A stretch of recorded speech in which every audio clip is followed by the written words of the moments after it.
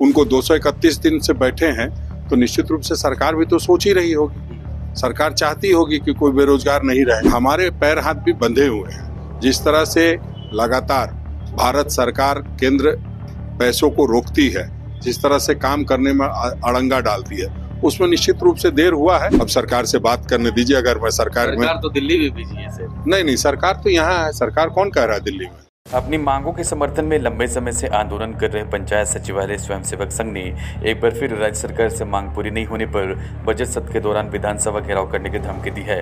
पंचायत सचिवालय स्वयंसेवक संघ के प्रदेश अध्यक्ष चंद्रदीप कुमार ने पंचायती राज निदेशक निशा उरांव से सोमवार 19 फरवरी को मुलाकात कर मांगे पूरी करने का आग्रह किया।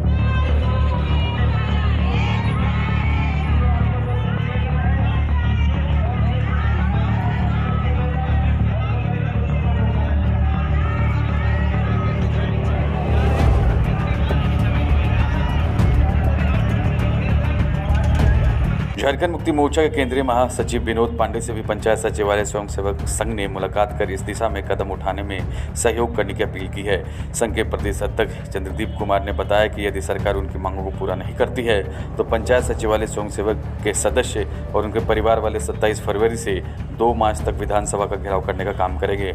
इस विषय पर कांग्रेस प्रदेश अध्यक्ष राजेश ठाकुर से सवाल किया गया तो सुनिए उन्होंने क्या कहा।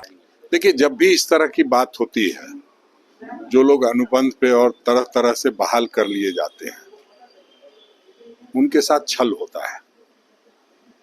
और जब पीछे से जो पैसा आता है उसको रोक दिया जाता है। बहुत सारी चीजें हैं, ऐसा नहीं कि सिर्फ एक मसला है कि उनको 231 दिन से बैठे हैं, तो निश्चित रूप से सरकार भी तो सोच ही रही होगी, सरकार चाहती होगी कि कोई बेरोजगार नहीं रहे। लेकिन हमारे पैर हाथ भी बंधे हुए हैं। जिस तरह से लगातार भारत सरकार केंद्र पैसों को रोकती है, जिस तरह से काम करने में अड़ंगा डालती है, उसमें निश्चित रूप से देर हुआ है। लेकिन अब सरकार फिर से एक बार बनी है, हम इस पर बात करेंगे। क्या कहेंगे? बिल्कुल, हम कहेंगे कि बहुत जल्द उनके समस्याओं का समाधान होगा।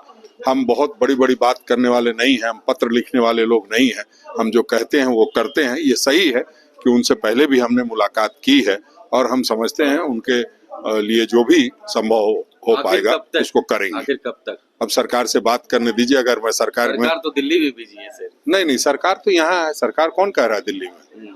सरकार कहीं दिल्ली में नहीं, सरकार यहीं है। और सरकार पूरी तरह से अब वो आवास बांटने में लगी हुई है। घर देना, रोजगार देना, सब हम लोगों का काम होगा। उनका भी भला होगा, यही कहना चाहते हैं। बिल्कुल, निश्चित रूप से।